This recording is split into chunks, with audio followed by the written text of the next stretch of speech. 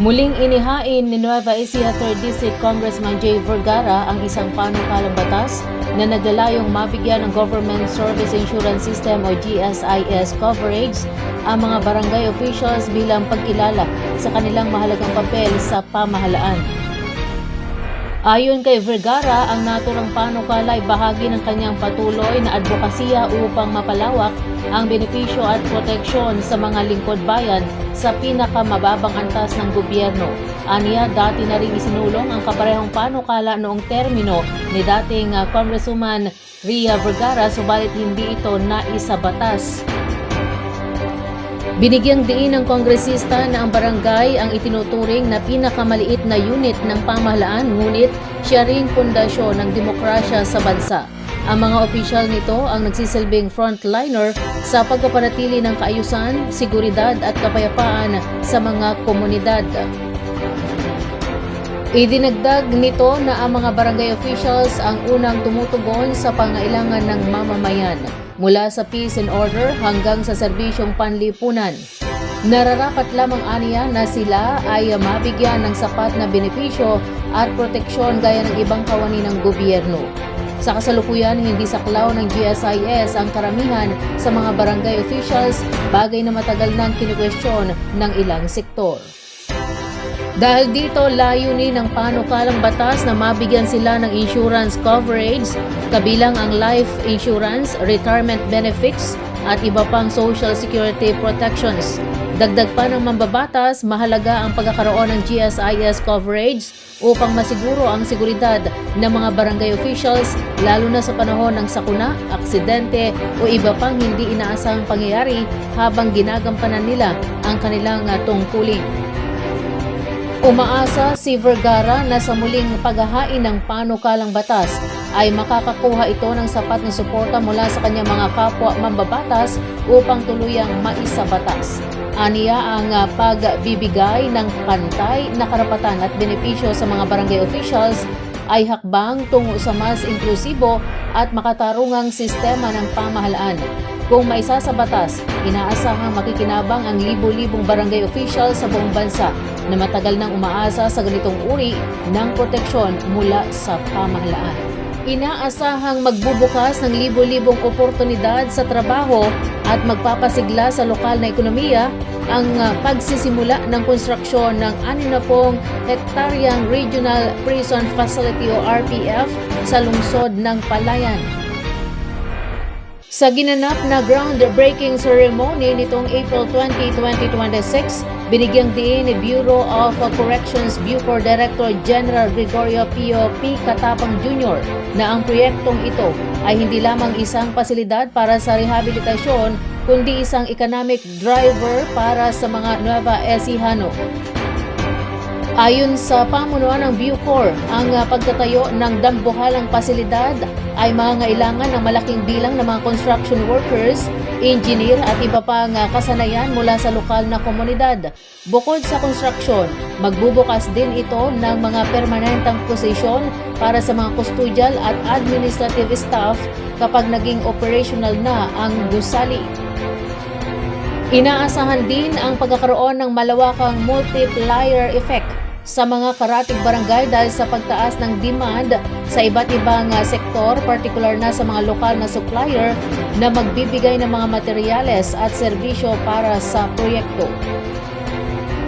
Malaking tulong din ito sa sektor ng agrikultura dahil may planong tangkilikin ang mga ani ng mga lokal na magsasaka para sa supply ng pagkain sa loob ng pasilidad. Habang inaasahan naman ang mabilis na paglago ng mga serbisyo gaya ng mga kainan, transportasyon at iba pang maliliit na negosyo sa paligid ng 60 hektaryang lupain. Ang proyektong ito ay tinuturing na historic milestone dahil ito ang kauna-unahang major prison facility na itinayo ng gobyerno sa loob ng mahigit 50 taon. Sa kapasidad na 7,500 PDL, layon ng bagong RPF na magbigay ng mas makataong kapaligiran at epektibong programa para sa reformative justice. Ang hakbang na ito ay bahagi ng modernisasyon ng Bucor sa ilalim ng programang #Bagong Pilipinas na nakatutok sa decongestion ng mga lumang pihitan at pagbibigay ng bagong pag-asa sa mga bilanggo habang sinisiguro ang seguridad ng publiko.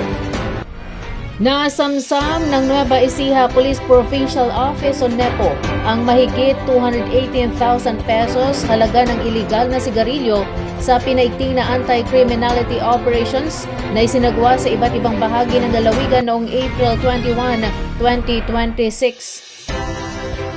Sa bypass operation na ikinasa ng Provincial Intelligence Unit o PIU ng NEPO at Cabanatuan City Police Station sa Purok 1, Barangay San Isidro, Lungsod ng Cabanatuan.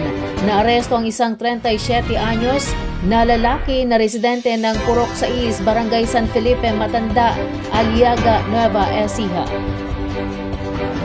Na-recover mula sa suspek ang 4 na kahon ng iba't ibang uri ng sigarilyo kabilang ang Modern Red, Modern Lights, Modern Black at FS filter. Pati na rin ang mga rim na walang taxi stamp. Tinatayang aabot sa 118,320 pesos ang kabuang halaga ng mga nakumpiskang kontrabando. Samantala, bandang alas 4:05 ng madaling araw, nagsagawa ng checkpoint ang Lupao Municipal Police Station sa Barangay Poblacion South, Lupao, kung saan nasita ang isang itim na Suzuki Smash na may sidecar. Sa isinagawang inspeksyon, natuklasan ang 32 rim ng iba't ibang peking sigarilyo na nagkakahalaga ng humigit kumulang 15,000 pesos. Naaresto ang 32 anyos na vendor na residente ng Barangay Curva, Science City of Muñoz. Sa hiwalay na operasyon, habang nagsasagawa ng mobile patrol ang Licab Municipal Police Station sa Barangay San Juan, Licab, natuklasan ang isang itim na Kawasaki tricycle, kolong-kolong at isang suspek sa lugar. Sa verifikasyon, nakita ang 11 rim ng Modern Red at 9 na rim ng titanium green na sigarilyo na may kabuang halagang 10,600 pesos. Agad na inaresto ang suspek. Bukod dito, dakong alas 9:15 ng gabi, nagsagawa ng oplansita ang Zaragoza Municipal Police Station sa Zaragoza, Panabingan Road sa Barangay Santo Rosario Old, Zaragoza. Nasita ang isang silver metallic na Toyota Fortuner at sa inspeksyon ay napansin ang isang kahong may label na Golden Leaf. Sa karagdagang pagsusuri, nadiskubre ang 5 kahon ng pinaghihinalaang smuggled o peking sigarilyo na nagkakahalaga ng 75,000 pesos. 2 lalaki kapwa residente ng Barangay San Francisco, San Antonio, Nueva Ecija ang inaresto sa naturang operasyon. Ang lahat ng mga naarestong individual ay kasalukuyang nasa kustudiya ng kanilang himpilan ng pulisya para sa kaukulang dokumentasyon at disposisyon at mahaharap sa kasong paglabag sa Republic Act 8424 o tax evasion kaugnay ng iligal na sigarilyo. Ayon kay Police Colonel Richie R. Claraval, Provincial Director ng NEPO, hindi umano palalampasin ng kanilang tanggapan ng iligal na kalakalan ng sigarilyo sa Nueva Ecija. Aniya patuloy nilang paigtingin ang kanilang operasyon upang mapanagot ang mga sangkot sa ganitong gawain.